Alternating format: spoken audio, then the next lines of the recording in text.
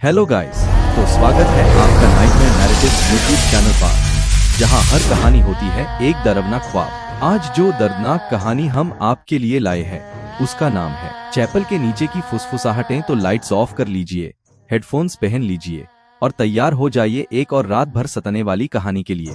ड्रेलमू एक भूला हुआ गाँव था, हमेशा धुंध से ढका, चारों ओर वीरान और अभिशप्त जंगलों से घिरा हुआ।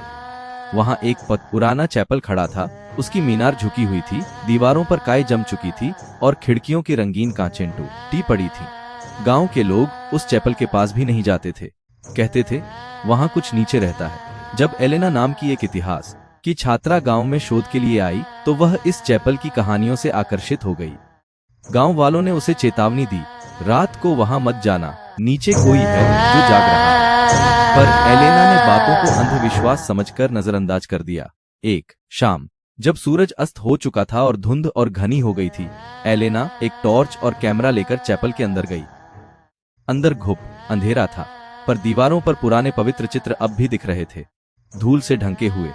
जैसे ही वह मुख्य हॉल के केंद्र में पहुंची, जमीन पर एक छेद दिखा, लकड़ी की पट्टी से ढका हुआ, मानो कुछ छुपाया गया हो। उसने ईरे से पट्टी हटाई।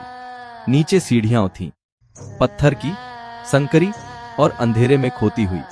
और फिर शुरू हुई फुसफुसाहटें, पहले हल्की, फिर धीरे धीरे तेज होती गईं। आवाजें अस्पष्ट थीं, जैसे कोई प्राचीन भाषा बोल रहा। ओ एलेना डर के बावजूद नीचे उतर गई। हर कदम के साथ हवा और ठंडी होती गई। नीचे एक तहखाना था, पुराना, दीवारों पर उनके निशान और अजीब चिन्ह उकेरे हुए थे। बीचों बीच एक पत्थर की वेदी थी और उस पर रखी थी एक किताब, चमड़े में बंद और उसकी जिल्द से अब भी कुछ टपक रहा था। जैसे ही उसने किताब छुई, सारी फुसफुसाहटें एक साथ चिल्लाहट में बदल गई। उसकी टॉर्च बंद हो गई। अंधेरा, और फिर किसी ने उसके कान के पास आकर धीमे से कहा, तुमने हमें जगा दिया है। अगले दिन गांव वालों को चैपल का दरवाजा खुला मिला, पर एलेना कभी नहीं मिली। सिर्फ वह किताब थी, वेदी पर खुली हुई। और हर रात अब चैपल से फुसफुसाहटें आती हैं, कोई नीचे अब जाग रहा है।